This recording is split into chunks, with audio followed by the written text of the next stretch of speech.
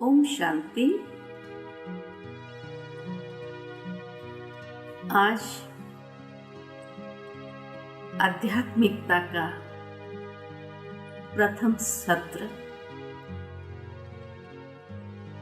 स्वयं की पहचान। आइए खुद का खुद से परिचय करें। श्रीमद् भगवद गीता के अंदर भगवान ने अर्जुन को सर्वश्रेष्ठ योग सिखाया, जहां हर अध्याय योग है। योग को आज मनुष्य ने बहुत स्थूलता में ले लिया है या बाह्य स्वरूप से उसको अपना लिया है, लेकिन वास्तव में योग का संबंध आंतरिक चेतना के साथ है। उस चेतना को जागृत करने के लिए स्वयं को जानना अति आवश्यक है। बाह्य स्वरूप से व्यक्ति अपने आप को बहुत अच्छे से जानता है, लेकिन उसके बावजूद भी ये प्रश्न है, Know thyself, realize thyself, कि व्यक्ति की वास्तविकता क्या है। ये बाह्य परिचय मिलने से पहले भी हम थे, तो वो कौन सी शक्ति है। हर भारतवासी इतना तो जरूर जानते हैं कि शरीर को चलाने वाली एक चैतन्य शक्ति है, जो अजर अमर अविनाशी है, शाश्वत है, जिसको किसी ने आत्मा कहा, सोल कहा, रूह कहा, शक्ति कहा।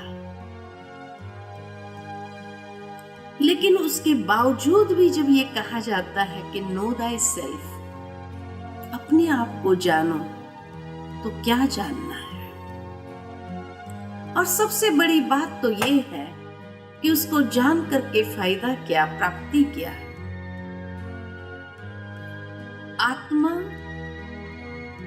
चैतन्य शक्ति है, लेकिन उस चैतन्य शक्ति की अभिव्यक्ति इस संसार में शरीर के माध्यम से ही होती है। इसीलिए हमेशा हम दो शब्दों का प्रयोग करते हैं, मैं और मेरा। मेरा हाथ, मेरा सर, मेरे पैर, लेकिन ये मेरा कहने वाली मैं कौन। मैं वो चैतन्य शक्ति आत्मा। मनुष्य कभी ये नहीं कहेगा कि मैं सर दर्द कर रहा हूं। नहीं, मेरा सर दर्द कर रहा है, मेरे हाथ में तकलीफ है। मैं वो चैतन्य शक्ति। इस अंतर को जब हम समझ लेते हैं और उस वास्तविकता में अपने आप को स्थित करने लगते हैं, जिसको गीता में कहा आत्म भाव में स्थित हो जा। हे अर्जुन, हर एक को भी आत्म रूप से देखो, लेकिन अगर मैं खुद आत्म भाव में स्थित होती हूं, तभी तो मैं दूसरों को भी आत्म स्वरूप से देख सकती हूं और ये महसूस करती हूं कि ये भी एक आत्मा है। तो अनेक प्रकार के ऊंच नीच, काले गोरे का भाव जो है वो समाप्त हो जाता है, क्योंकि मेरी दृष्टि में परिवर्तन आ जाता कि ये भी एक आत्मा है। आत्मिक भाव को विकसित कर सकते हैं। वो आत्मा की वास्तविकता क्या है। जैसे ही ये अज्ञान दूर होता है, कि जहां मनुष्य ने अपने आप को शरीर से आइडेंटिफाई करना आरंभ कर दिया, अपने आप को शरीर ही समझने लगा, तो अनेक प्रकार के भेदभाव को उत्पन्न कर दिया। और तब हम एक दूसरे को सह नहीं पाते हैं, एक दूसरे के साथ अपने संस्कारों को मिला नहीं सकते हैं, चल नहीं पाते हैं और अनेक परेशानियों को जीवन के अंदर उत्पन्न कर लेते हैं। संबंधों में तनाव शुरू हो जाता है। लेकिन जब ये आत्मभाव जागृत होता है तो ये अज्ञान देह अभिमान का या अहंकार का निष्क्रिय होने लगता है और तब हमारा अहंकार किसी से टकराता नहीं, क्योंकि अहंकार ही तो अज्ञान है। किस बात का अज्ञान? अपनी वास्तविकता का अज्ञान। वो आत्मा का वास्तविक स्वरूप कैसा है? आत्मा अति सूक्ष्म दिव्य ज्योति बिंदु स्वरूप है। इसीलिए व्यक्ति जब शरीर छोड़ता है तो ज्योत जलाई जाती है। इसी यादगार में कि जो चैतन्य ज्योत थी वो चली गई। वो आत्मा इस शरीर में कहाँ निवास करती है? मेडिकल साइंस के माध्यम से ये तो पता लगा लिया कि आत्मा का निवास स्थान हाइपोथैलेमस और पिट्यूटरी ग्लैंड के बीच में है, यानी भ्रुकुटी की मध्य से ठीक 2.5 इंच पीछे और ऊपर से 1.5 इंच नीचे। वो है आत्मा का निवास स्थान। लेकिन सरफेस मार्किंग भ्रुकुटी की मध्य में दर्शाया जाता है, जहां हम तिलक लगाते हैं। मंदिर में जाते हैं तो एक प्रथा है कि चमड़े की चीज को बाहर उतारो, अंदर जाकर तिलक लगाओ और उसके बाद भगवान की मूर्ति के सामने जाकर के हाथ जोड़ करके नमन करते हैं। लेकिन इस बात के रहस्य को अगर समझा जाए कि चमड़े की चीज को बाहर उतारना अर्थात ये देह भी एक चमड़ा है। जिस चमड़े का व्यक्ति अहंकार करता है, अभिमान दर्शाता है, वास्तव में उतारना है तो अहंकार के चमड़े को बाहर उतार दो। जिस बात का मनुष्य गर्व करता है, अभिमान करता है, जब भगवान के द्वार में जाओ तो कम से कम उस अभिमान अहंकार को बाहर उतारो। उसके बाद तिलक लगाया, यानी स्वयं को आत्मभाव में स्थित करो और फिर भगवान की मूर्ति के सामने जाकर हाथ जोड़ करके नमन करो। यानी मैं फलाना फलाना नहीं, मैं चैतन्य शक्ति आत्मा, परमात्मा की संतान, परमात्मा को नमन करती हूं। कितना ऊंचा भाव है।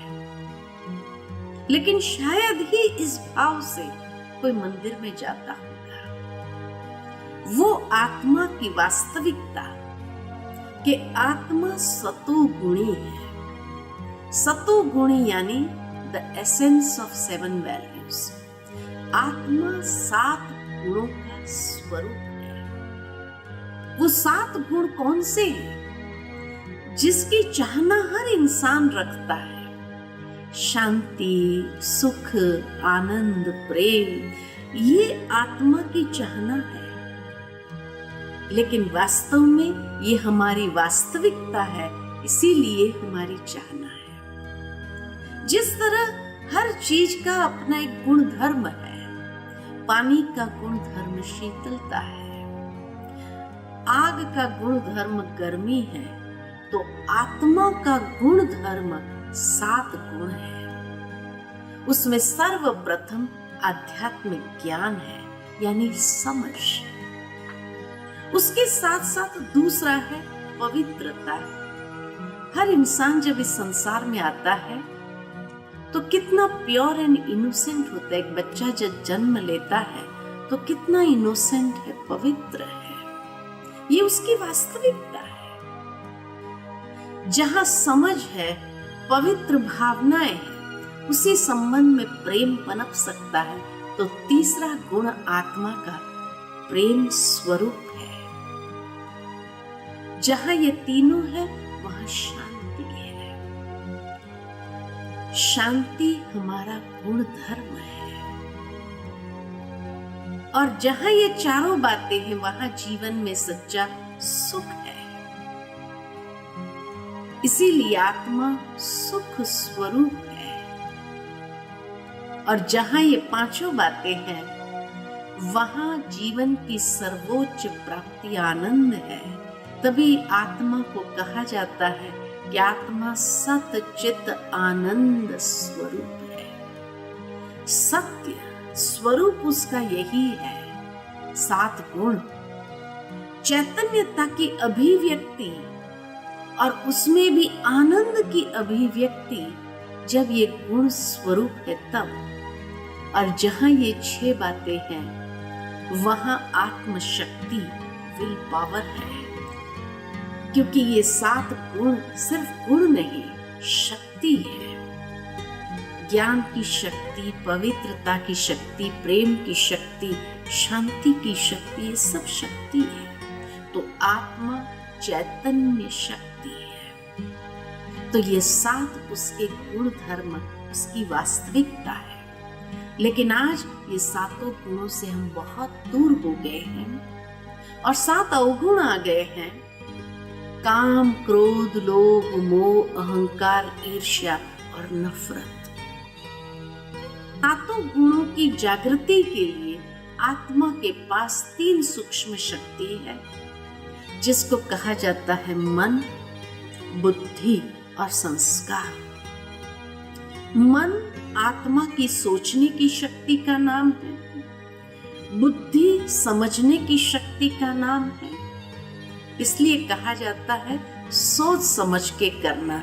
एक है सोचना, दूसरा है समझना और तीसरा कर्म में आना, जो आत्मा के ऊपर अपना प्रभाव छोड़ देता है, जिसको कहा जाता है संस्कार। तो ये मन, बुद्धि और संस्कार आत्मा के साथ शरीर में प्रवेश करते हैं और आत्मा के साथ ही इस शरीर से विदा लेते हैं।